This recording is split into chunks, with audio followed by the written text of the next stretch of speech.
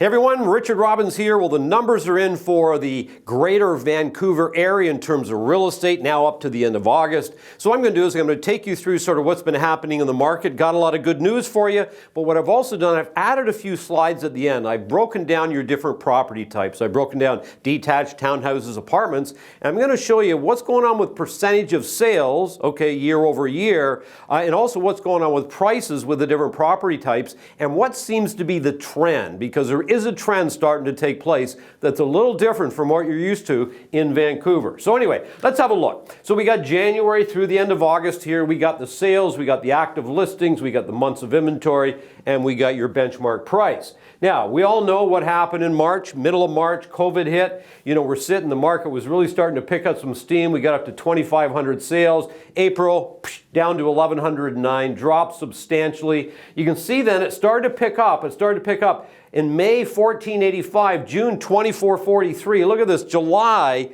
31.28, huge July here, and then it was slightly off in August, which isn't uncommon. A lot of people take holidays in August, and we're down by 2.6%.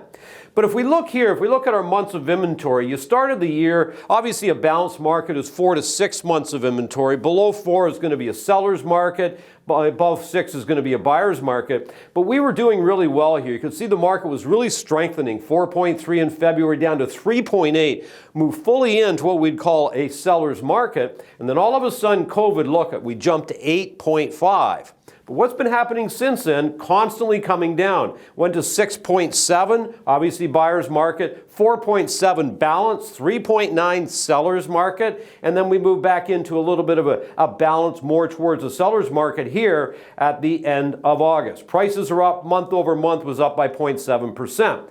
But look at this. This is 2019 sales compared to 2020. Look at this number, 2231 last August, 3,047 this August. That's up by 36.6%. So that is a huge number. What about prices? Your benchmark price, you're up by almost 5%, okay, from last August to this August. So things are looking very good. This is interesting here. If you look at your months of inventory, other than 2017, which is this green line, your months of inventory is pretty well as low as it's been in quite a while. So it's starting to look really, really good. Of course, COVID, we bounced up here. But if we look here, we're sitting at 4.2 months of inventory in August. What was going on last August? We were at 6. 6 months of inventory. So we're down substantially in months of inventory. So the pricing is really starting to strengthen in Greater Vancouver right now. Now this is what I find really interesting.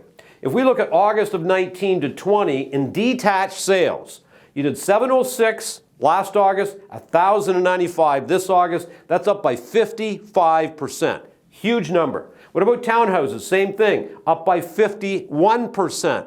What about apartments? Only up by 19%. So I'm going to show you the price difference in just a moment. But what is this indicating? This is indicating that what's happening is the condo or apartment market is starting to soften a little bit compared to the detached, okay, or your townhouse market. Now, why would this be happening? I think with COVID, people don't want to live as much in high-density housing right now. They're probably very concerned. Plus, the second reason, what do people need more of? Because many people are working virtually right now. They need more space. They need a home office. A lot of people got kids home. So I think we're starting to see a bit of a trend happening in both major cities, Toronto as well, is they're moving away from this type of housing right here, and they're doing whatever they can to get in more of this type of housing right here for a little more space because they don't want to be in high density and they require the space. What about prices? Look at this, detached. Okay, last August we're sitting at 1.41. This August we're 1.49. That's up by roughly 6%. That's very healthy growth right there. So good to see. You look at townhouses up by 4.4% and condos up by 4.9%. So your biggest price increase percentage-wise is happening in the detached market. So I look at all this and I say, you look at the market, we had COVID, it's been a tough year in many ways, but we're seeing some really good signs. And another good sign moving into the fall, there's over 200,000 jobs added in August.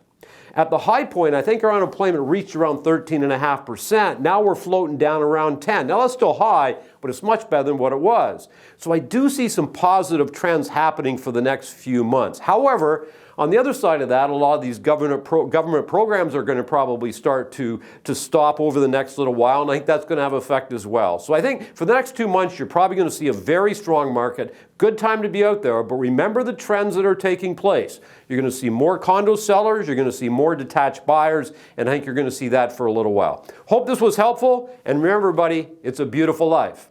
Make it count.